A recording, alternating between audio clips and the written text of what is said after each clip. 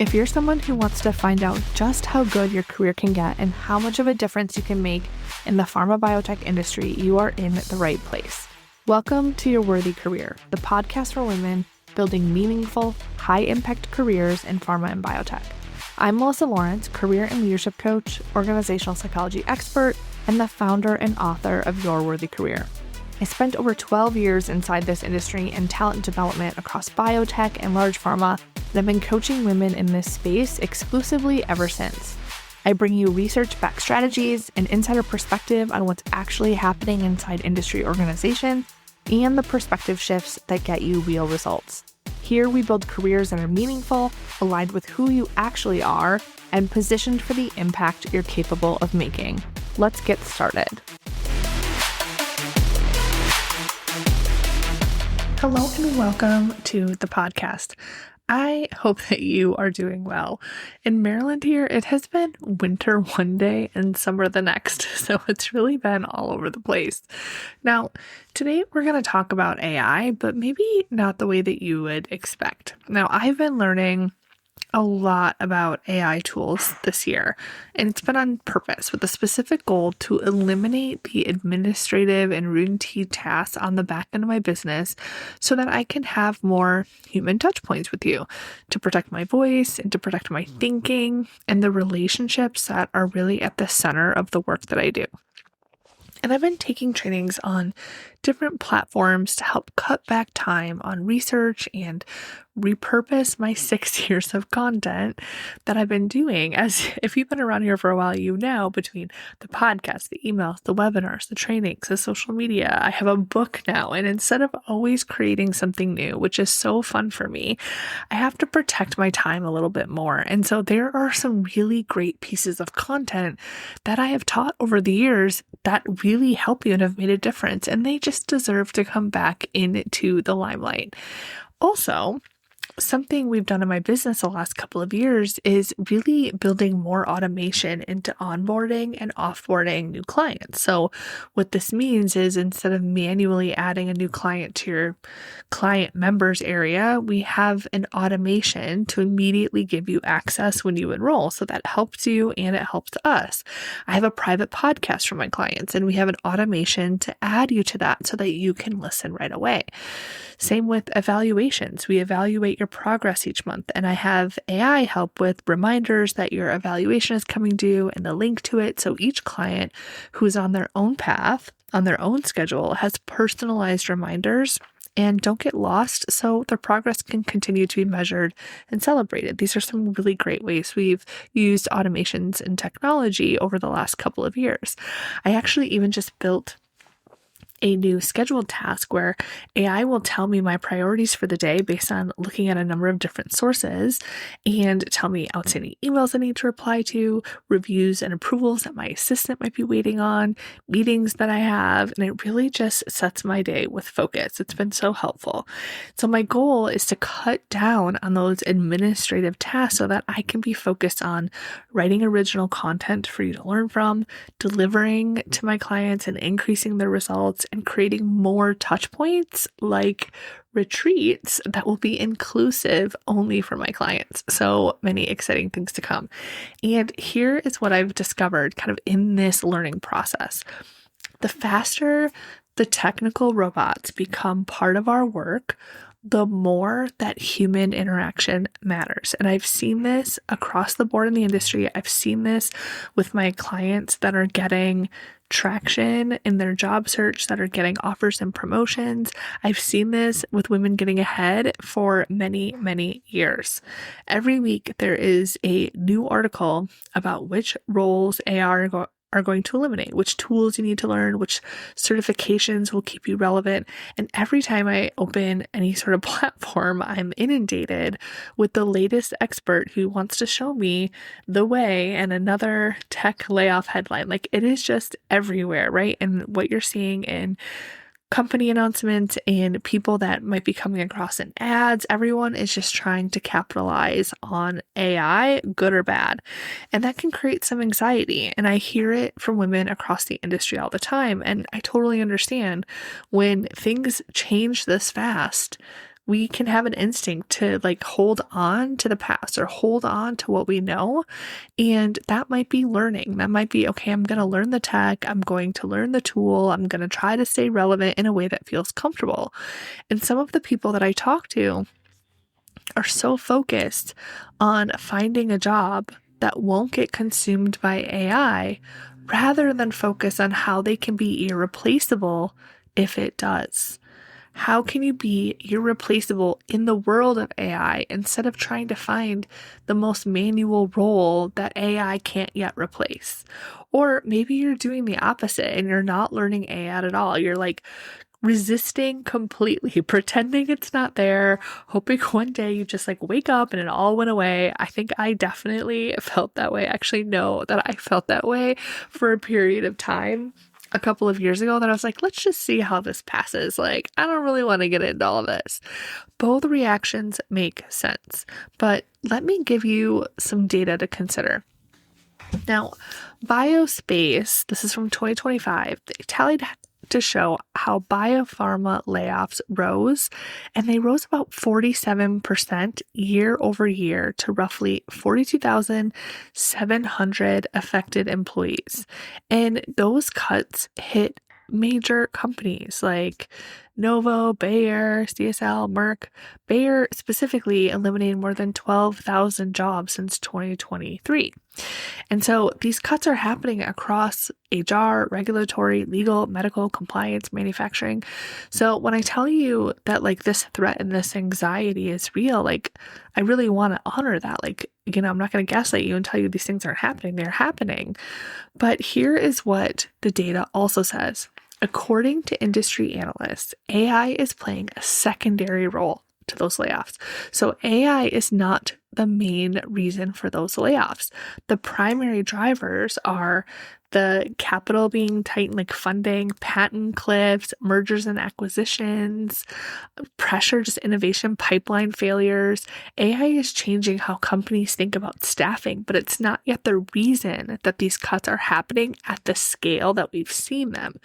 The reason that many cuts are happening and that we've seen the last couple of years are for reasons that were always there.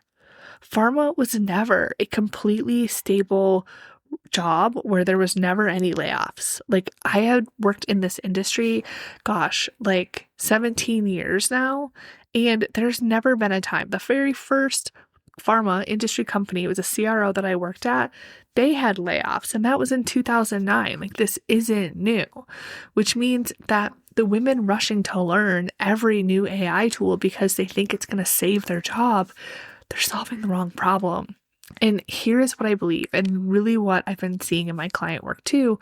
The women who will be most irreplaceable in pharma and biotech over the next 5 years are not the ones who became the fastest AI guru, right? They're the ones that got better at being human. So let me tell you this, McKinsey, which a lot of people are familiar with. So they did a report late 2025, and it said current technology could technically automate about 57% of US work hours. But it also argues that social and emotional skills will grow in importance. Let me say that again. Social and emotional skills are growing in importance. McKinsey's earlier and related research projects 11% to 14% U.S. demand growth for those skills by 2030. So social and emotional skills, McKinsey projects an 11 to 14% U.S. demand growth by 2030.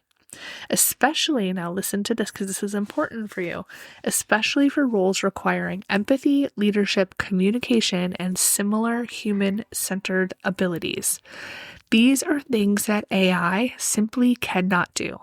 And in pharma and biotech specifically, this is exactly what I've been saying for years.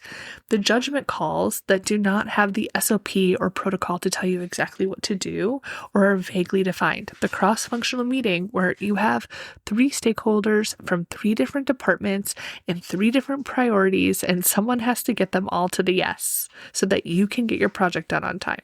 The regulatory conversation where the relationship you built 6 months ago is the reason the reviewer gives you the benefit of the doubt today. The VP relationship you built where they call you first, not because of your title, but because you are the one that they trust. These are not just soft skills. These are the hardest skills in the industry. This industry is based on technical competence and elite education. Okay? These other skills, these are the harder skills. AI does not touch them. And here's the thing that really just should continue. Should just really just concern you. When AI raises the baseline on the technical work, which it is, right? When computers can do some of the technical work, the analysis, the documentation, the protocol execution, that technical layer, it becomes less important. You can go into a tool, for example, like Perplexity and fact check and find credible resources, reducing the need for hours of research. It's just one simple example. What will get you promoted? What gets you protected in a reorg? What gets you noticed? What makes you harder to replace? That becomes about human aspects.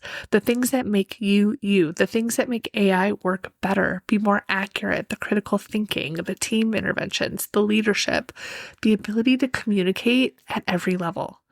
And that is the skill most strong technical performers just haven't invested in. The women who get passed over, they're rarely missing the credentials or the degree or the hard work. The clients I work with, they start communicating their impact in the language that makes sense to a business leader, not just a scientific one. They build specific relationships intentionally with the right people who have influence over what comes next and who currently don't know them well enough to advocate for them. They fix that problem. That is the work. In some ways, I understand this kind of sucks. Like, we have information that used to take a lot of time and effort to learn and acquire, and it's all just at our fingertips now. And for those of us that went to the years and years of school and grad school or got a PhD, and now people can just kind of like go Google things, it can be annoying, right? But think about it from this perspective. Kodak, if you remember back in the day, Kodak went out of business because they didn't get on board with digital pictures. Kodak literally invented the first camera, and they went out of business because they refused to change and adapt with technology. And as women, we have to rise up. This is our time because we have a competitive advantage that others don't. The skills that pharma needs, the skills that will protect your career and everything you worked hard for, guess what? Those are skills that women are often best at. You're already ahead of the game, my friend. Women are naturally better at empathy, communication, leading teams, and all you have to do is become exceptional. Instead of using your natural talent and stopping there, that it's good enough, instead invest in doubling down on these skills, and you will be impossible to ignore and impossible to stop in your career. So again, let's give some examples to what this means day to day. Critical thinking across like complicated, ambiguous, high-stakes situations. The kind that happens when a study has a deviation, the path forward is not an SOP, when leadership asks for your opinion on a strategic decision and they actually want it, they need that critical thinking that you have, relationships that are built before you actually need to call on them for an opportunity, for something you need, specific relationships with people kind of in the outer rings that you might work with right now. Maybe it's a colleague at another site who responds immediately because you invested in that relationship 2 years ago. The executive sponsor who mentions your name in a room that you didn't even know that you needed to be in, but it opened an opportunity, a hidden door for you. Communication that makes people listen and want to know more. Framing your work so a business leader understands why it matters, not just what you did. Knowing how to have the conversation most people avoid because they're uncomfortable. Being the person in the room who will do it. connection to the patient, the deeper why behind your work, innovation beyond what is currently known, the ability to lead high-performing teams. These skills, they compound and grow in a way that credentials and technical skills just cannot compete with. Every relationship that you build, every hard conversation you handle well, every room you walk into, advocate for yourself, those do not depreciate, they grow. They get better with practice and time. That is the career that holds up. And you're probably already better than most. You just need to get better. Because this is what's going to protect you through reorgs, market shifts, whatever comes next. You create this future because you invested deepest in the skills that make everything around you work better, that make your technical education actually worth it, actually listened to down the road when someone could Google it instead. The ones that cannot be automated because they require you to be in the room because they want your thinking on the topic. Now, hear me clearly. I am not telling you to ignore AI. Two things can be true at once. AI is the biggest shift our industry has seen since computers replaced pen and paper. You should learn about it. You should be able to stay relevant in the conversation. You should use the tools where they make you more effective, like I'm doing in my business too. Don't become like Kodak, brilliant but stubborn to change. What I'm telling you is that AI is not the most important thing for you to lean into right now. The most important thing to lean into is the area that AI cannot touch. Your judgment, your relationships, your communication, your visibility as a leader, your ability to be the human when the decision gets made. Hard work has never been a guarantee of career stability or growth. It never has. And it's even less of one now. Developing your communication skills and your visibility as a leader is not just smart for your career, it's what is going to make you the exception when AI takes on more and more of the technical work. Now, I care about you too much to let you pour all of your energy into LinkedIn Learning AI courses and tool tutorials without doing the strategic skill development that actually changes what's going to happen to your career now and in the future. So if you resonated with today's episode, I want you to do just one thing this week. Identify one person in your outer ring of your career that maybe you don't talk to every day, someone who's maybe 2 levels up or in another function who would influence what comes next for you and who currently does not know you well enough to advocate for you. Then make a plan to start that relationship from a very genuine place, human to human. And if you want help building this kind of strategy specifically for your role and your career, your goals, and the skills that you personally need to build most, that is the work we do inside the Right Move Protocol. The link is in the show notes so you can learn more, apply, and book a consultation. All right, I will talk to you soon. Have an amazing week.